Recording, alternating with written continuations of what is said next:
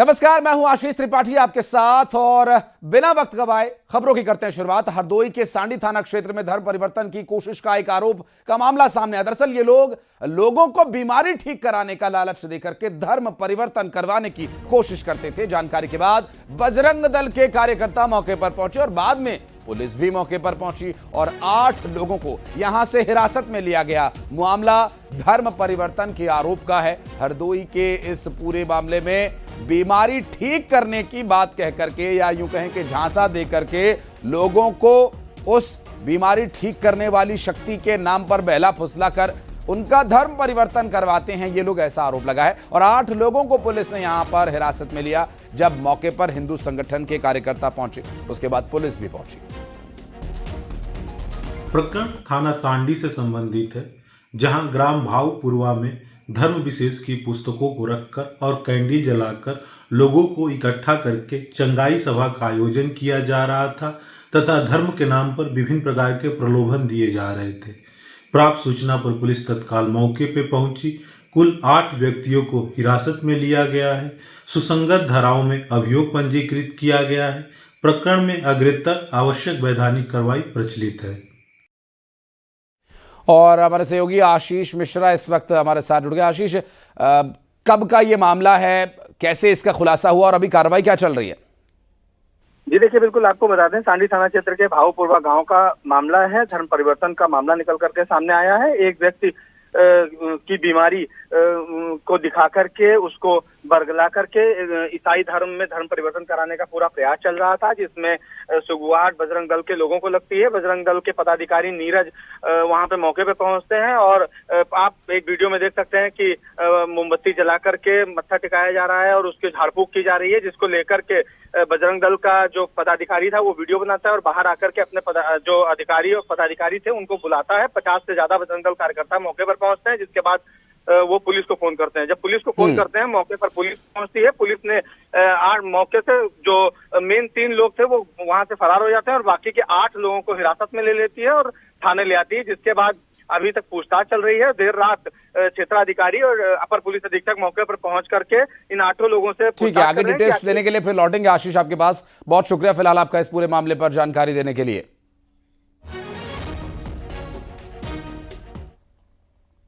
और कासगंज में पुलिस ने रेप के एक मामले में फरार चल रहे आरोपी मोहम्मद समीर को गिरफ्तार किया। आरोपी पर नाबालिग लड़की के साथ रेप करने का आरोप है और पुलिस ने आरोपी को रेलवे फाटक से गिरफ्तार किया। अब आरोपी से पूछताछ की जा रही है। कार्रवाई जांच पड़ताल जारी है। कासगंज का यह पूरा मामला, जहां रेप के एक मामले में फरार आरोपी अब समीर पुलिस की गिरफ्त में है।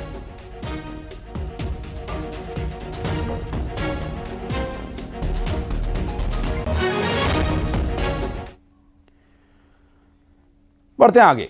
हरदोई के हरियावा थाना क्षेत्र में बच्चों के बीच हुआ विवाद एक बड़े गंभीर द्वंद्व में बदल गया। 2 पक्षों के बीच जमकर मारपीट हो गई। इस दौरान महालाल ने सत्येंद्र पर चाकू से हमला कर दिया। बाद में मदद के लिए आए एक शख्स के पिता पर भी हमला कर दिया और दोनों को गंभीर हालत में, घायल हालत में लखनऊ रेफर करना पड़ा। पुलिस अब आरोपियों की तलाश में जुटी हुई है।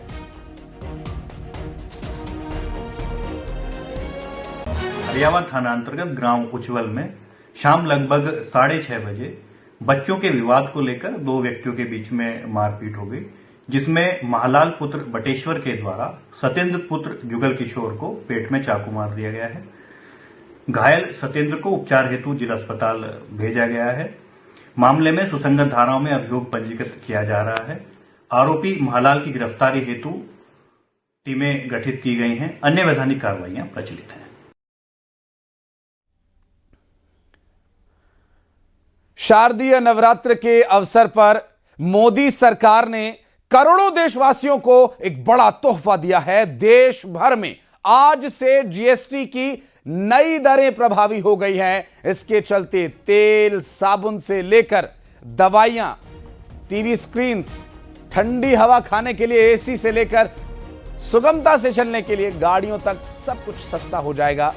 रसोई गैस से लेकर के अब कुछ एक ऐसे जो सामान है जिसमें ईंधन के लिए इस्तेमाल किया जाता है। कुछ एक उम्मीद आगे आने वाले समय में हो सकता है उधर भी सरकार देखे, लेकिन फिलहाल अगर बात करें तो रसोई के लिए इस्तेमाल होने वाले सामान से लेकर के इलेक्ट्रॉनिक आइटम्स, दवाइयां, बिजली का सामान और ऐसी करीब 375 वस्तुएं हैं जो अब जीएसटी के उन 2 स्लैब्स की वजह से कुछ सस्ती दरों पर आपको उपलब्ध हो जाएंगी।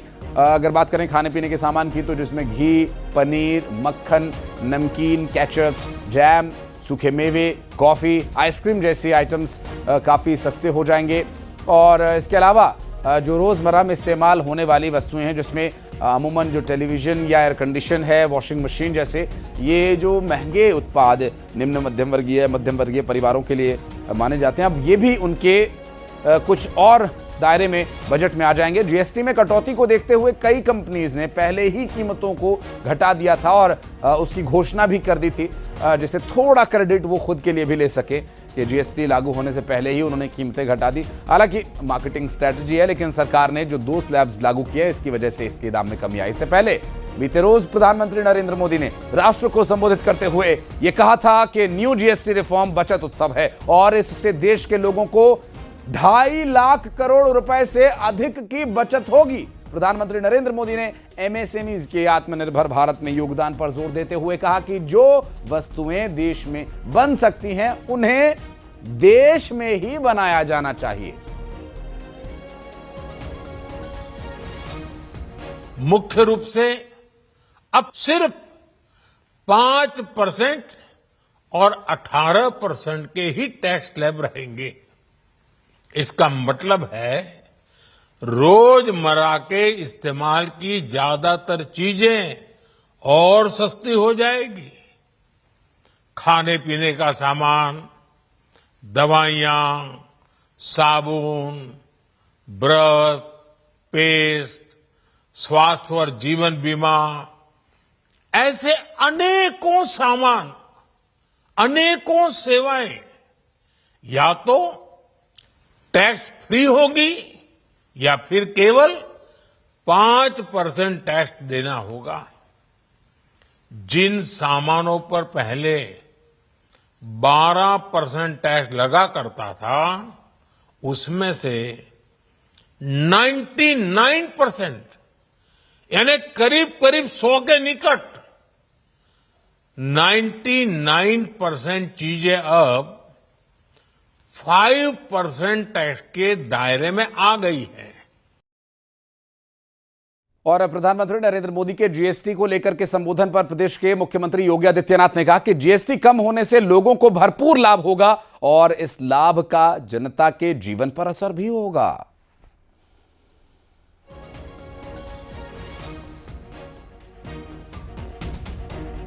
जीएसटी में आ गए हैं और कम हो गए। ट्रैक्टर है, टायर है, ट्यूब है, सिंचाई के साधन है। विद्यार्थियों के लिए शिक्षण सामग्री टैक्स फ्री कर दी गई, बीमा टैक्स फ्री कर दिया गया। यानी एक बड़े रिफॉर्म को लेकर के प्रधानमंत्री जी आगे बढ़े। इसका मतलब मार्केट हेल्दी होगी। मार्केट हेल्दी होगी, खरीदारी खूब होगी, स्वाभाविक रूप से लोग टैक्स भी देंगे, कम पैसे में अच्छी खरीदारी करेंगे, लोगों के खरीद का दायरा बढ़ेगा, रोजगार का सृजन होगा और लोगों को नई नई चीजों का स्वाद लेने का आनंद भी होगा। पर्व और त्योहार का उत्साह अलग से होगा। दीपावली का इतना बड़ा उपहार प्रधानमंत्री जी ने दिया है देशवासियों को। और जीएसटी में किए गए बदलाव लागू होने के बाद आज मुख्यमंत्री योगी आदित्यनाथ गोरखपुर के व्यापारियों से मुलाकात करेंगे और गोरखपुर में सुबह 10 बजे सीएम योगी व्यापारियों से मुलाकात करेंगे और जीएसटी रिफॉर्म के बाद टैक्स में दी गई छूट को लेकर व्यापारियों से यह मुलाकात काफी अहम मानी जा रही है और मुलाकात करके प्रदेश के मुख्यमंत्री उनके विचार भी जानेंगे कि वे इसे किस तरह से देखते हैं। ये व्यापारियों के लिए भी लाभदायक है या आम जनता के लिए लाभदायक है, क्या उनकी प्रतिक्रिया रहेगी और क्या वो बदलाव और चाहते हैं और किस तरह का उनका व्यवहार रहेगा इस जीएसटी परिवर्तन पर उनकी राय जानना भी बहुत जरूरी है।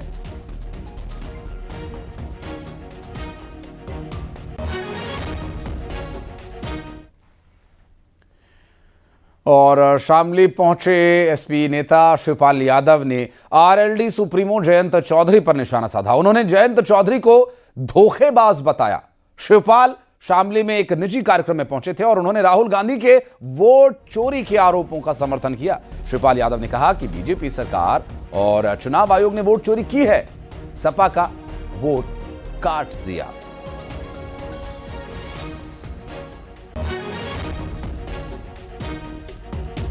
के साथ ऐसे धोखेबाजों से दूर रहना चाहिए। हम तो कई बार देख चुके हैं हम लोग। सर विधानसभा में आपने भी धोखे की बात करी। धोखेबाजों से तो दूर रहना है।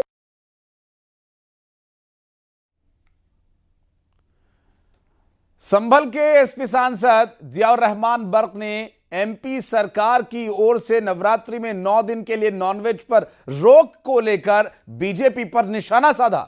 उन्होंने कहा कि बीजेपी बस इसी चीज तक सीमित रह गई है, मस्जिद, मदरसा, कब्रिस्तान, गोश्त जैसे मुद्दे उठा रही है, जो कि मेन मुद्दे हैं उनसे भटकाने का यह प्रयास है। बीजेपी जो है सिर्फ इसी चीज़ तक सीमित रह गई है, मस्जिद, मदरसा, कब्रिस्तान और गोश्त तक। जो मेन मुद्दे हैं उनसे भटकाने का प्रयास किया जाता है और इस टाइप की मैं कहता हूँ आवश्यकता क्या है इस चीज़ की, ये चीज़ करने की। ये कोई पहली बार नवरात्र नहीं हो रहा। हम दूसरे के धार्मिक त्योहारों का सम्मान करते हैं और ये हमारा फ़र्ज़ बनता है, हमारा मजहबी फ़र्ज़ है और हमारा संवैधानिक भी फ़र्ज़ है। हम किसी के मज़हब का अपमान नहीं करते, न ही त्यौहार का अपमान करते। हम चाहते हैं इस देश के अंदर 140 करोड़ जो नागरिक हैं वो सभी लोग अपने अपने मज़हबों को के साथ अपने सम्मान के साथ में रहें और अपने त्योहारों को अपनाएं। लेकिन ये इस प्रकार की टारगेट कर करके कि कभी मस्जिद को ढका जाना, कभी नॉनवेज को बंद करना, ये सिर्फ बीजेपी की एक पॉलिसी है और इससे इसी हद तक सीमित रह गई है। उत्तर प्रदेश के एंटी टेरर स्क्वाड ने गजा युद्ध पीड़ितों की मदद के नाम पर करोड़ों रुपए का फर्जी चंदा उगाही करने वाले गिरोह का पर्दाफाश किया और इस मामले में एटीएस ने महाराष्ट्र के भिवंडी से 3 आरोपियों मोहम्मद अयान, जैद नोटियार और अबू सुफियान को गिरफ्तार किया। एटीएस की जानकारी एटीएस को यह मिली थी कि कुछ लोग इंस्टाग्राम और व्हाट्सएप जैसे सोशल मीडिया प्लेटफॉर्म्स पर गजा में युद्ध से प्रभावित बच्चों और महिलाओं की मदद के नाम पर क्राउड फंडिंग चला रहे हैं। इमोशनल वीडियोस और मैसेजेस के जरिए आम जनता से रुपए लिए जा रहे हैं। बाद में जांच हुई तो 3 आरोपी ये फर्जी चंदा जुटाते पकड़े गए।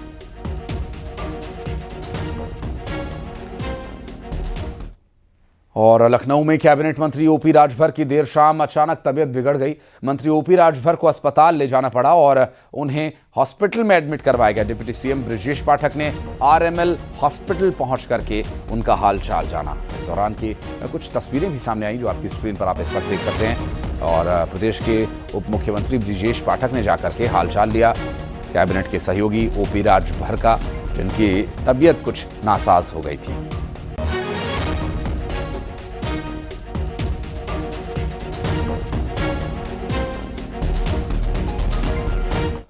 और गायिका नेहा सिंह राठौर को इलाहाबाद हाईकोर्ट की लखनऊ बेंच से राहत नहीं मिली है। हाईकोर्ट ने नेहा राठौर की याचिका को खारिज कर दिया। नेहा सिंह राठौर ने अपने ऊपर दर्ज एफआईआर रद्द करने और गिरफ्तारी पर रोक लगाए जाने की मांग को लेकर याचिका लगाई थी। हालांकि ये याचिका अब खारिज कर दी गई है। दरअसल हाईकोर्ट ने नेहा राठौर को 26 सितंबर को पुलिस के सामने हाजिर होने के लिए कहा। आरोप है कि नेहा पहलगाम अटैक पर कथित अपमानजनक टिप्पणी कर रही थी। इसको लेकर 27 अप्रैल को हजरतगंज थाने में एफआईआर हुई थी। आपको बता दें कि नेहा राठौर जो हाईकोर्ट के साथ कुछ उम्मीद लगाए हुए थी कि कुछ उन्हें राहत मिले, लेकिन फिलहाल 26 सितंबर को पुलिस के सामने हाजिर होने का जो हाईकोर्ट का आदेश है, अब देखना होगा कि इस पर गायक नेहा राठौर का क्या रवैया रहता है।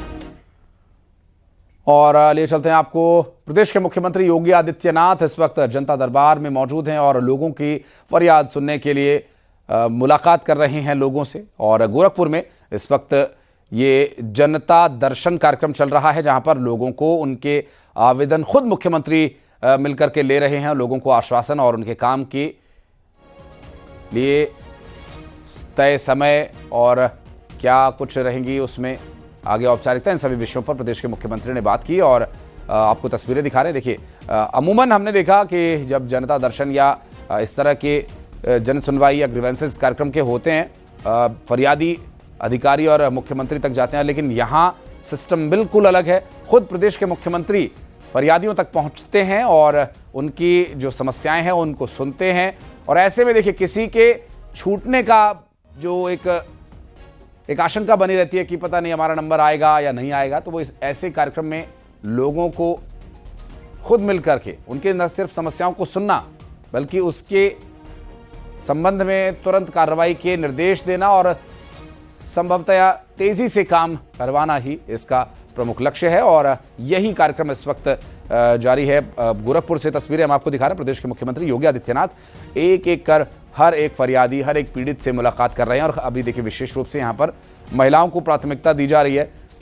जो माताएं बहनें प्रदेश के मुख्यमंत्री योगी आदित्यनाथ के पास अपनी समस्याओं को लेकर पहुंचे हैं, उन माताओं को कोई समस्या ना हो, जल्द से जल्द उनकी समस्या का हल हो और निवारण हो, यही ध्येय, यही लक्ष्य लेकर प्रदेश के मुख्यमंत्री योगी आदित्यनाथ जनता दर्शन करते हुए लोगों की समस्याओं को हल करने का प्रयास करते हुए इस वक्त तस्वीरें गोरखपुर से जो सीधी सामने आ रही हैं वो हम आपको दिखा रहे हैं। लोगों की समस्याओं का हल तेजी से हो, यही इस कार्यक्रम का ध्येय है।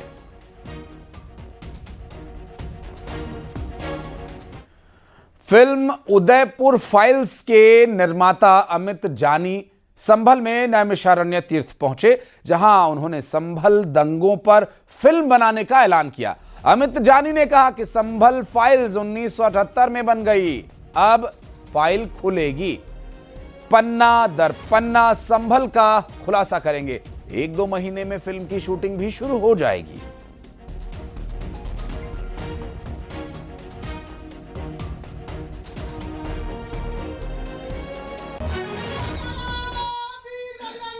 संभल में अगर इतना बड़ा धाम बन रहा है, तीर्थ बन रहा है, तो मेरी चिंता, संभल के भविष्य की चिंता जो है, कल की धाम की भी चिंता है। सिर्फ ऐसा नहीं कि हमें फिल्म बनानी है संभल में, संभल फाइल बनानी है इसलिए हम लोग आए हैं। वो तो हम चर्चा कर ही रहे हैं, वो तो हम सारे डिटेल निकाल ही रहे हैं। उदयपुर के बाद वाकई में हमारा अगला पड़ाव जो है संभल ही है। लेकिन इस बात की चिंता पहले है कि जहाँ प्रधानमंत्री जी आए हैं वहाँ जो है कम से कम बहुत बड़ा डेवलपमेंट होना चाहिए था, क्योंकि यहाँ भगवान का अवतार होना है। और जहाँ भगवान ने अवतार लिया था वहाँ उन्होंने तोड़फोड़ की, जहाँ भगवान अवतार लेंगे वहाँ उन्होंने विदेशी आक्रमणकारियों ने, बाबर ने तोड़फोड़ की। और यहाँ जो डेमोग्राफी लगातार चेंज हो रही है, इसे देख कर तो यही लगता है कि संभल से भगवा और हिंदू का, सनातन का अस्तित्व तक मिटा देने का साजिश प्रयास है।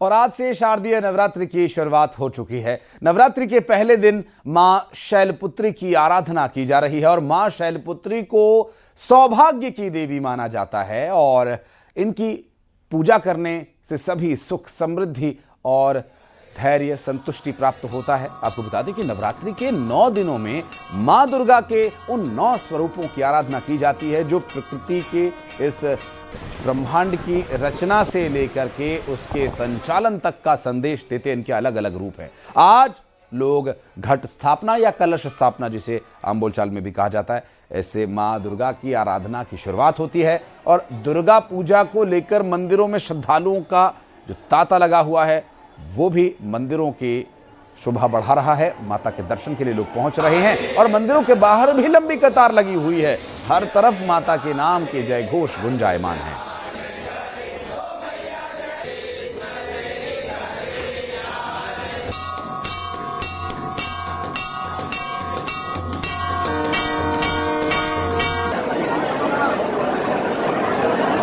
और ये देखिए 3 तस्वीरें हम आपको दिखा रहे हैं किस तरह मंदिर में दर्शन के लिए श्रद्धालु लाइन में लग कर के भी मंदिर में दर्शन के लिए जा रहे हैं। और चाहे जितना भी समय लगे, कितनी भी भीड़ है, इन सभी बातों से परवाह किए बिना देखिए हम आपको तस्वीर दिखा रहे हैं मां विंध्यवासिनी के धाम मिर्जापुर से, जहां पर दर्शन के लिए श्रद्धालु पहुंचते हैं। शक्तिपीठ है, माता का आशीर्वाद ग्रहण करने के लिए। यूं तो हर रोज लोग यहां पर हजारों और लाखों की संख्या में आते हैं, लेकिन इन नवरात्रि के दिनों में माता के दर्शन के लिए विशेष आस्था लेकर लोग पहुंचते हैं।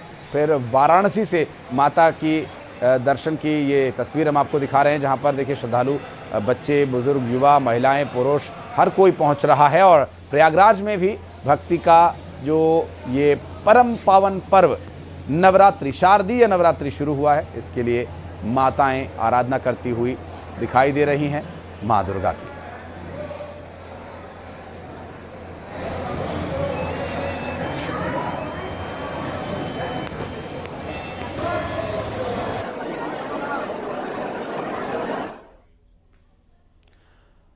और अब बात क्रिकेट की, एशिया कप 2025 की। और ये एशिया कप एशिया के किंग कहे जाने वाले भारत के लिए बहुत ही अच्छा जा रहा है। जी हां, भारत ने एशिया कप में एक बार फिर से पाकिस्तान को चारों खाने चित कर दिया। दुबई इंटरनेशनल क्रिकेट स्टेडियम पर खेले गए इस मैच में भारतीय टीम ने शानदार प्रदर्शन करते हुए पाकिस्तान को 6 विकेट से हरा दिया। हालांकि कुछ एक जो शफलिंग हुई जिसमें एक दो कैचेस छूटे, उन बातों को भूल जाना ही बेहतर है, क्योंकि इस वक्त टीम इंडिया जीत के रथ पर सवार है। और इस मैच में भी भारतीय टीम ने अपना वही जलवा कायम रखा। इस मैच में पहले बल्लेबाजी करते हुए पाकिस्तान ने 172 रन बनाए और ऐसे में भारतीय टीम ने बड़ी ही आसानी से 7 गेंदें शेष रहते इसे हासिल कर लिया। भारत के लिए अभिषेक शर्मा ने शानदार 74 रन बनाए मात्र 39 गेंदों में। ये तूफानी पारी खेल करके वो मैन ऑफ द मैच भी बने। शुभमन गिल ने 47 रन बनाए और पारी खेली बेहतरीन।